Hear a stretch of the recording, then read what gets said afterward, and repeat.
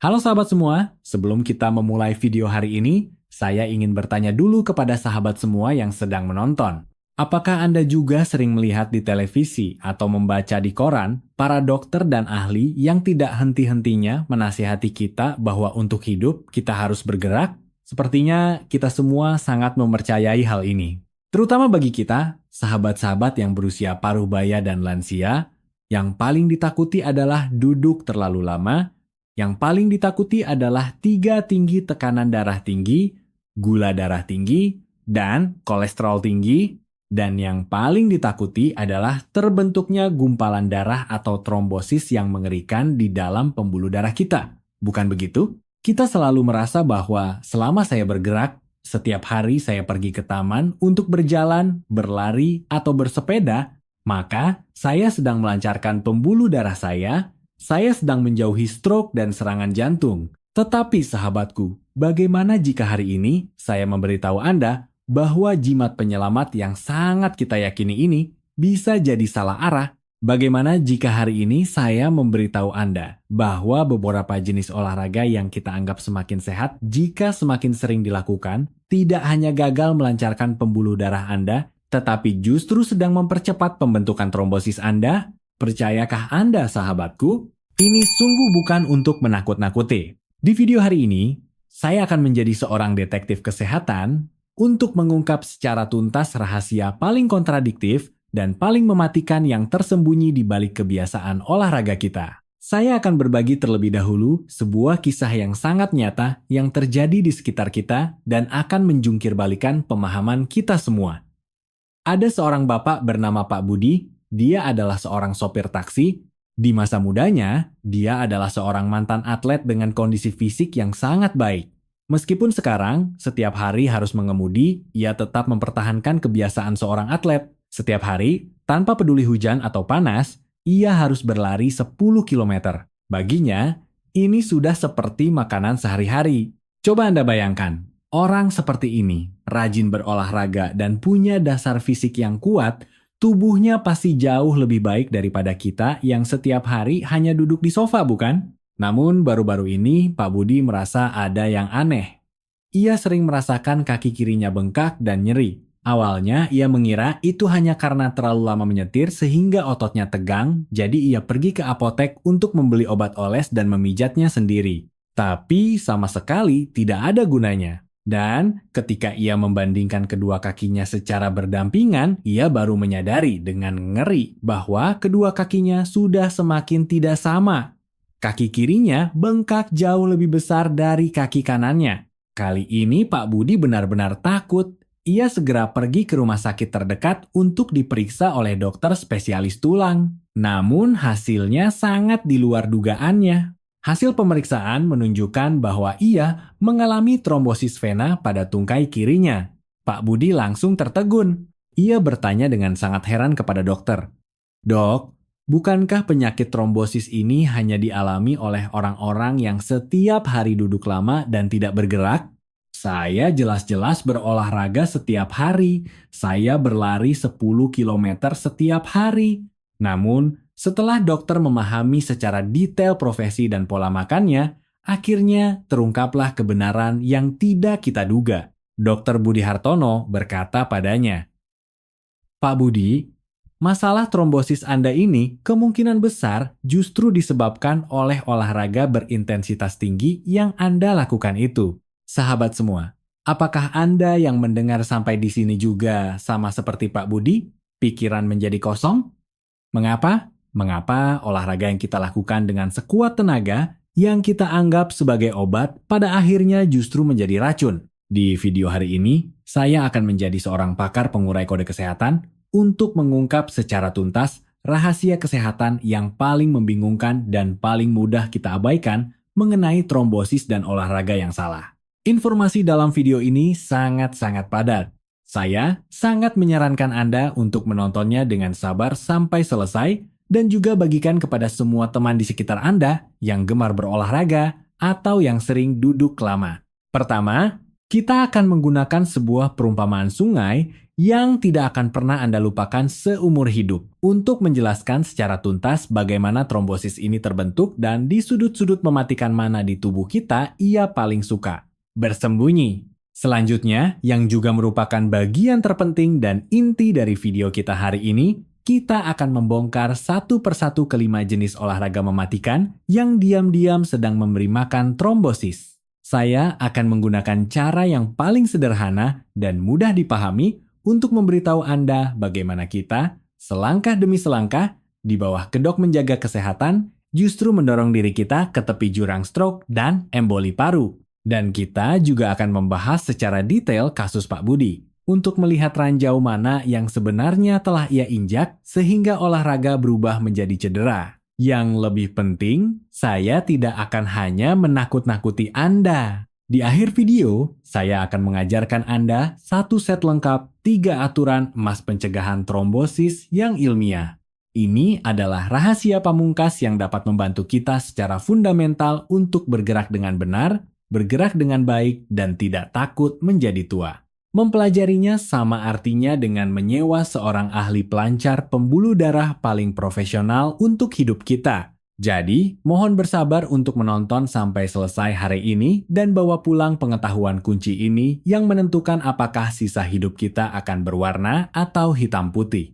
Sebelum masuk ke topik utama, jika Anda juga ingin belajar bagaimana cara paling bijak untuk menjaga pembuluh darah kita yang berharga, silakan klik tombol subscribe di bawah dan aktifkan lonceng notifikasinya. Dengan begitu, Anda tidak akan ketinggalan informasi dari kanal sehat di hari tua. Jika Anda menyukai pembahasan kita hari ini, silakan juga ketik pembuluh darah sehat di kolom komentar untuk saling menyemangati kesehatan kita bersama. Baik, sebelum mengungkap kelima jenis olahraga mematikan itu, kita harus terlebih dahulu membangun satu konsep yang paling penting, yaitu memahami hubungan antara tubuh kita dan trombosis. Dengan begitu, barulah kita bisa mengerti mengapa duduk lama dan bergerak sembarangan ternyata adalah dua sisi mata uang yang sama-sama berbahaya. Anda bisa membayangkan tubuh kita sebagai sebuah sistem sungai yang sangat besar dan rumit. Pembuluh darah di seluruh tubuh kita adalah saluran-saluran sungai besar dan kecil. Darah kita adalah air sungainya. Air sungai ini penuh dengan nutrisi dan oksigen yang paling dibutuhkan oleh tubuh kita. Dalam keadaan normal, air sungai kita mengalir dengan lancar. Tetapi, terkadang di dalam saluran sungai kita akan muncul penghalang jalan yang menghambat aliran cairan. Penghalang inilah yang terbentuk dari endapan-endapan di dalam darah kita, yang kita kenal sebagai trombosis atau gumpalan darah. Anda pasti berpikir, kenapa air sungai yang baik-baik saja bisa tiba-tiba menggumpal? Munculnya gumpalan darah seringkali menandakan ketidakseimbangan dua sistem di dalam tubuh kita. Yang satu disebut sistem koagulasi pembekuan darah, yaitu kekuatan yang membuat darah membeku.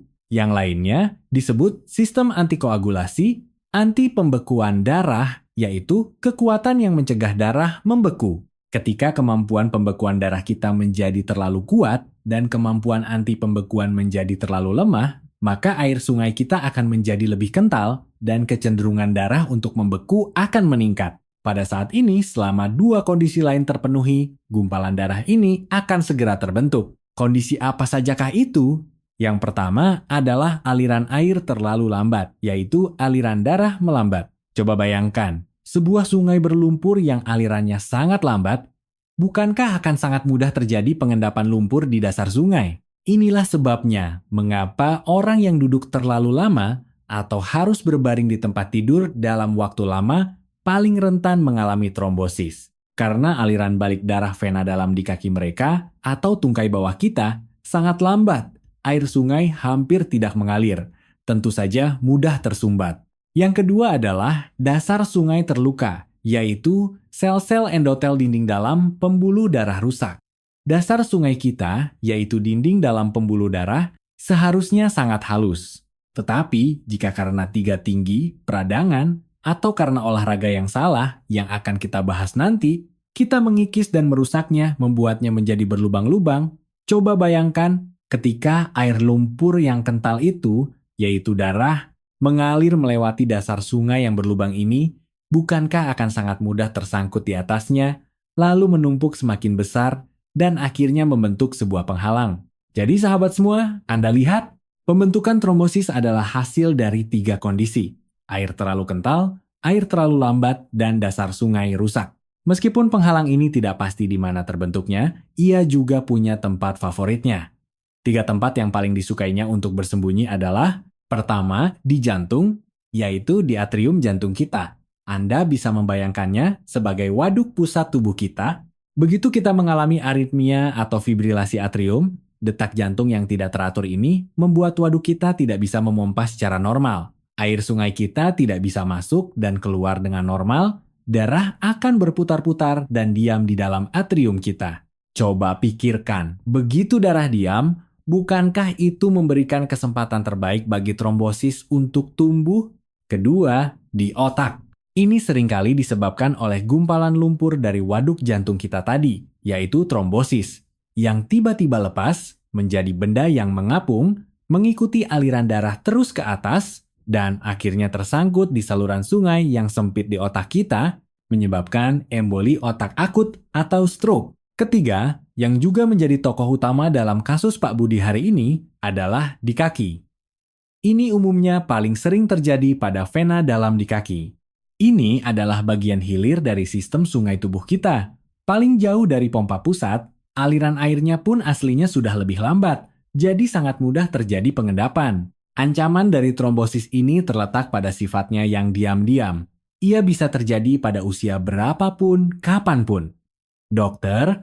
Lin, seorang ahli kardiologi dari Rumah Sakit Universitas Nasional Taiwan, menunjukkan bahwa jika Anda memiliki riwayat keluarga trombosis, tekanan darah yang tidak stabil dalam jangka panjang, menderita diabetes, merokok, sering duduk, atau sedang mengonsumsi estrogen, atau pernah memiliki riwayat trombosis sebelumnya, Anda semua adalah target favorit trombosis. Sehari-hari harus sangat waspada. Baiklah, proses yang menakutkan ini sudah kita pahami. Sekarang, kontradiksi kuncinya muncul. Tadi kita bilang, duduk terlalu lama dan aliran darah yang lambat adalah penyebab utama trombosis. Kalau begitu, kita bergerak saja kan? Mengapa Pak Budi di awal cerita yang setiap hari berlari 10 km, yang begitu suka bergerak, pada akhirnya tetap tersumbat? Sahabatku, inilah rahasia mengejutkan yang akan kita ungkap hari ini. Bergerak itu mutlak penting. Olahraga memiliki peran yang sangat penting dalam melancarkan sirkulasi darah, mengurangi pengendapan sampah, dan menurunkan kekentalan darah. Namun, ini tidak berarti semua jenis olahraga memiliki efek yang sama. Terutama beberapa jenis olahraga yang tidak tepat berikut ini justru bisa menjadi bumerang dalam pencegahan trombosis. Sekarang, mari kita bongkar satu persatu kelima olahraga mematikan yang sama sekali tidak boleh kita, kaum lansia dan parubaya, sentuh. Yang pertama adalah lari dalam waktu lama, yaitu lari jarak jauh. Yang saya maksud bukan kita lari 20,30 menit di taman, melainkan seperti Pak Budi yang sekali lari langsung 10 km, lari jarak jauh berintensitas tinggi. Mengapa? Ini persis seperti Pak Budi, seorang mantan atlet, bagaimana bisa ia malah celaka karena keahliannya sendiri.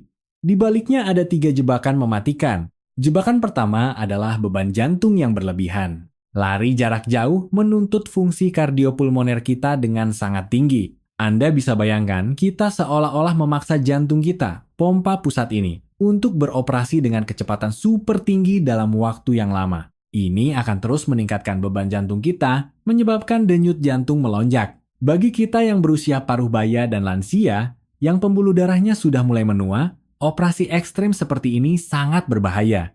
Jebakan kedua adalah kerusakan dinding pembuluh darah.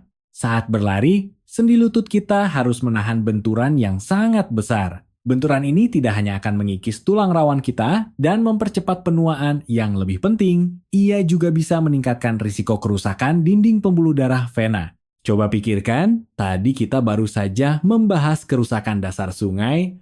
Bukankah gumpalan darah jadi sangat mudah menempel? Jebakan ketiga, dan ini yang paling krusial, adalah dehidrasi. Saat kita berlari dalam waktu lama, untuk mendinginkan tubuh, kita akan berkeringat dalam jumlah besar. Yang keluar bukan hanya keringat, tetapi juga kadar air dari sungai kita. Air sungai berkurang. Bukankah konsentrasi air sungai kita jadi lebih tinggi? Inilah yang kita sebut konsentrasi darah atau keadaan hiperkoagulasi darah. Sekarang kita kembali melihat kasus Pak Budi. Ia melakukan 2 kesalahan fatal. Pertama, latihan olahraga berintensitas tinggi. Ini membuat dinding pembuluh darahnya mungkin berada di ambang kerusakan, dan pada saat yang sama ia mengalami dehidrasi berat. Kedua, sebagai seorang sopir taksi, untuk mengurangi kerepotan ke toilet, ia biasanya tidak terbiasa minum terlalu banyak air. Coba bayangkan, tubuh yang dehidrasi dan tidak segera diisi ulang airnya, kekentalan air sungainya tentu akan bertambah parah, dan akhirnya memicu trombosis vena dalam. Yang kedua adalah bersepeda dalam waktu lama. Bersepeda adalah salah satu olahraga favorit banyak sahabat parubaya dan lansia, karena tidak mencederai lutut. Tapi, jika Anda sekali bersepeda langsung 1 atau 2 jam, Anda juga harus hati-hati. Mengapa? Pertama, bersepeda akan terus-menerus membuat otot tungkai bawah kita berkontraksi. Ini akan meningkatkan tekanan pada aliran balik vena. Kedua, dan ini yang paling penting, pantat kita akan duduk di sadel itu untuk waktu yang lama. Tekanan ini akan menyebabkan sirkulasi darah di rongga panggul kita terhambat. Anda bisa membayangkannya seperti kita menekan hingga pipa air utama yang mengalir dari kaki kembali ke jantung. Akibatnya, darah seringkali tertahan di vena kita. Aliran air tidak lancar, yang tentu saja memperparah pembentukan trombosis. Saya punya seorang teman, Pak Joko. Setelah pensiun, ia jatuh cinta pada bersepeda. Ia sering ikut rombongan untuk menaklukkan rute Jakarta-Bandung dalam sehari. Ia merasa itu adalah lencana ksatria anti tuanya. Suatu kali setelah bersepeda lebih dari 10 jam, keesokan harinya kedua betisnya bengkak dan sakit, pergelangan kakinya bengkak seperti bakpao. Awalnya ia mengira itu hanya kelelahan otot dan akan sembuh setelah beberapa hari istirahat. Tak disangka, setelah 3 hari bukan hanya tidak membaik, malah semakin sakit, bahkan berjalan pun sulit. Saat pergi ke dokter, dokter melakukan USG dan berkata padanya, "Pak Joko, ini disebabkan oleh tekanan dalam waktu lama yang menghambat aliran balik vena. Kalau Anda datang lebih telat sedikit, mungkin gumpalan darahnya sudah lepas." Ia mengira sedang menjaga kesehatan, padahal sebenarnya sedang menyiksa pembuluh darahnya. Yang ketiga adalah squat dan squat jump yang berlebihan. Latihan kekuatan otot sekarang sangat populer. Dikatakan bahwa orang tua paling takut kehilangan massa otot, jadi harus banyak melatih kekuatan kaki. Tapi segala sesuatu yang berlebihan itu tidak baik. Ketika kita melakukan gerakan yang membutuhkan ledakan tenaga sesaat ini, tekanan pada vena di kaki kita akan sangat meningkat. Tekanan ini dalam jangka panjang sangat mudah menyebabkan varises, atau yang kita kenal sebagai urat menonjol, bahkan bisa menyebabkan pembuluh darah pecah. Dan begitu vena mengalami tekanan tinggi seperti ini, sel endotel di dalamnya sangat mudah rusak. Begitu dasar sungai rusak, trombosis pun datang. Istri saya dulu pernah ikut kelas olahraga di komunitas. Instrukturnya masih muda dan sangat bersemangat, mengajari para kakek nenek melakukan squat jump. Hasilnya, seorang ibu bernama Ibu Rina yang biasanya tidak punya dasar olahraga tapi sangat kompetitif dan tidak mau kalah, memaksakan diri melakukan 20 kali. Keesokan harinya, paha bagian dalamnya muncul memar. Itulah pecahnya pembuluh darah di bawah kulit.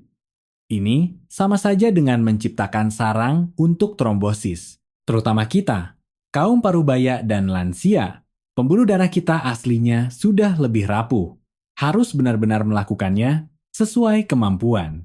Yang keempat adalah peregangan dengan menekan kaki dalam waktu lama. Ini sangat sering kita lihat. Setiap pagi di kompleks perumahan atau di taman, kita bisa melihat banyak kakek nenek menaikkan kakinya tinggi-tinggi di pagar atau kursi, lalu menekan dengan sekuat tenaga untuk meregangkan. Meskipun dari sudut pandang kesehatan, peregangan yang cukup dapat melemaskan otot kita, tetapi jika Anda menekan pembuluh darah di kaki dengan satu posisi dalam waktu lama, maka aliran balik darah vena akan terhambat. Ini sama prinsipnya dengan bersepeda yang menekan rongga panggul. Pipa air ditekan pipi.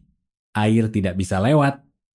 Ini akan menyebabkan kerusakan pada dinding pembuluh darah kita. Dan jika Anda salah menggunakan tenaga, seperti beberapa orang yang suka meminta orang lain menginjak punggungnya yang menyebabkan cedera otot, tubuh kita akan memulai respons peradangan. Peradangan ini akan memperparah varises dan pembentukan trombosis di tungkai bawah. Baik, yang terakhir, yang kelima, dan yang paling berbahaya disebut olahraga mendadak setelah duduk lama. Sahabatku, ini adalah ranjau yang paling sering menyebabkan masalah besar bagi orang paruh baya dan lansia. Tadi kita sudah membahas, setelah duduk lama, kecepatan sirkulasi darah di vena kaki kita sudah menjadi sangat lambat. Saat ini, kita sama sekali tidak tahu apakah di kedalaman saluran sungai kita sudah ada gumpalan lumpur kecil yang lembut dan baru terbentuk, yaitu trombosis vena dalam yang sedang menempel di sana. Coba bayangkan, pada saat ini Anda tiba-tiba sadar, merasa, aduh, saya sudah duduk terlalu lama, harus bangun untuk berolahraga. Lalu Anda tiba-tiba berdiri dan mulai berolahraga dengan keras, lari dan lompat. Apa konsekuensi mengerikan yang akan terjadi dari gerakan ini?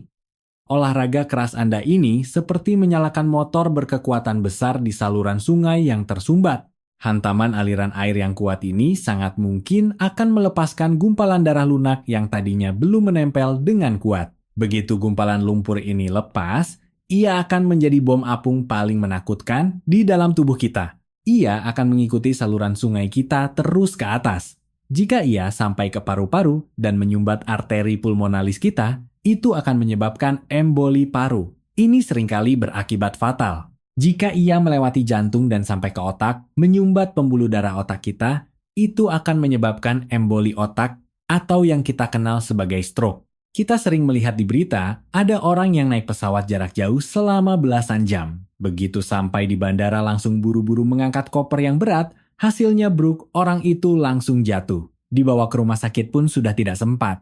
Itu 9 dari 10 kasusnya adalah trombosis kaki yang terbentuk karena duduk lama, karena ia tiba-tiba menggunakan tenaga, gumpalan darahnya lepas, menyebabkan emboli paru akut. Jadi sahabat semua, Anda lihat, olahraga benar-benar pedang bermata dua. Tidak bergerak berarti memelihara trombosis, bergerak sembarangan berarti memicu trombosis. Baiklah sahabat semua, setelah membahas begitu banyak olahraga ranjau, saya yakin semua pasti sangat merasakannya. Lalu apa yang harus kita lakukan? Apakah kita benar-benar tidak boleh bergerak sama sekali? Jangan khawatir sahabatku. Hari ini kita membahas ini semua bukan untuk membuat kita diam saja, tetapi untuk belajar bagaimana bergerak dengan cerdas. Sekarang saya akan mengungkap bagaimana seharusnya kita merawat pembuluh darah kita yang berharga. Inilah rahasia pamungkas kita hari ini. 3 aturan emas pencegahan trombosis yang ilmiah. Aturan emas pertama, yang juga paling penting, disebut perhatikan olahraga yang moderat. Sahabat, olahraga itu baik, tetapi olahraga yang salah terkadang bisa memberikan efek sebaliknya. Olahraga yang berlebihan dalam waktu lama akan memperparah beban pada sistem kardiovaskular kita. Pembuluh darah kita di bawah tekanan tinggi jangka panjang akan memicu kerusakan sel endotel, yaitu dasar sungai kita akan rusak, bahkan bisa meningkatkan risiko kerusakan otot jantung. Oleh karena itu, olahraga yang moderat adalah kuncinya. Menurut rekomendasi dari Jurnal Perhimpunan Kardiologi Taiwan, sahabat parubaya dan lansia hanya perlu melakukan olahraga intensitas sedang selama 150 menit setiap minggu. Ini sudah memiliki efek yang sangat baik untuk memperbaiki pembuluh darah dan melancarkan sirkulasi darah. Jika dirata-ratakan, itu hanya sekitar 30 menit setiap hari. Berolahraga 5 hari seminggu. Sangat mudah kan? Kita sedang merawat sungai kita, bukan ikut olimpiade untuk memompa air. Aturan emas kedua adalah jalan cepat 30 menit setiap hari. Karena olahraga berintensitas tinggi itu berisiko bagi kita, maka kita harus memilih bentuk yang lebih mudah. Berjalan kaki adalah pilihan terbaik kita. Ini adalah aktivitas aerobik yang sangat baik dan jalan cepat dapat secara efektif melatih fungsi kardiopulmoner kita, melancarkan sirkulasi darah di seluruh tubuh, dan memiliki peran yang sangat penting dalam mengurangi risiko trombosis. Lalu bagaimana cara jalan cepat yang paling efektif? Saya ajarkan satu prinsip 357 yang sering dipromosikan oleh dokter di Taiwan. Yang pertama adalah 3.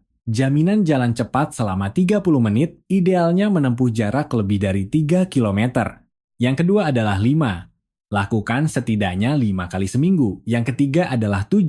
Kita harus memantau detak jantung setelah berolahraga. Jumlah detak jantung Anda setelah berolahraga ditambah usia Anda sebaiknya lebih dari 170. Misalnya, jika Anda berusia 70 tahun, maka detak jantung setelah berolahraga sebaiknya mencapai sekitar 100 kali per menit.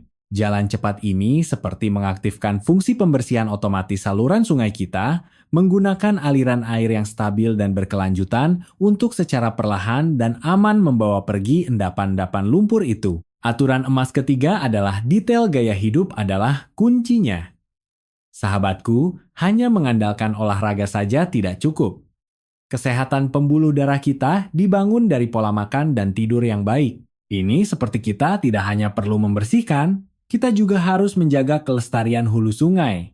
Dalam hal pola makan, kita harus berpegang pada model diet sehat, seperti struktur diet Mediterania. Kita harus membersihkan air sungai kita, mengurangi asupan nasi putih dan mie putih yang telah diproses, makan lebih banyak protein berkualitas seperti ikan, ayam, tahu, serta kacang-kacangan dan biji-bijian. Makanan baik ini memastikan nutrisi kita seimbang. Dalam hal kebiasaan hidup, kita harus mengurangi kebiasaan buruk seperti merokok dan minum alkohol. Jangan lagi menuangkan racun kimia ke dalam air sungai kita. Atur jadwal tidur yang teratur, kurangi begadang. Setiap malam sebaiknya tidur cukup 7 hingga 8 jam.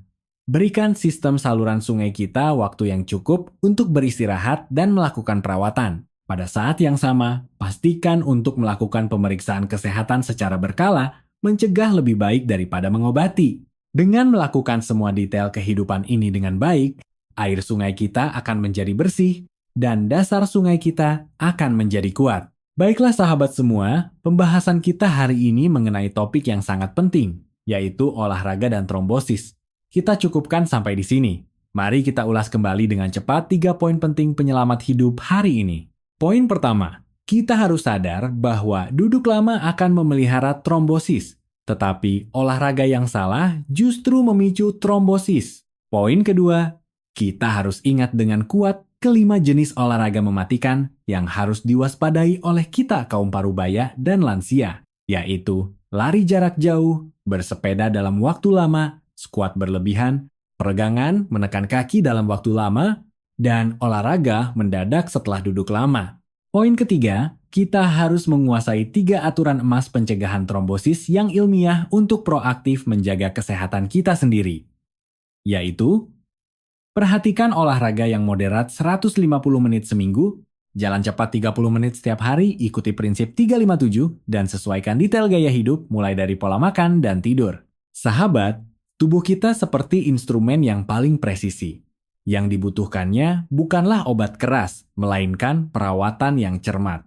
Mulai hari ini, mari kita bersama-sama menggunakan cara yang paling bijak dan paling moderat untuk menjaga fondasi kesehatan kita yang paling penting namun sering terabaikan ini. Semoga pembahasan hari ini benar-benar bermanfaat bagi Anda. Jika Anda menyukai pembahasan kami, jangan ragu untuk memberikan like pada video kami, subscribe ke kanal kami, dan bagikan kepada semua keluarga dan teman yang Anda sayangi. Sampai jumpa di video berikutnya.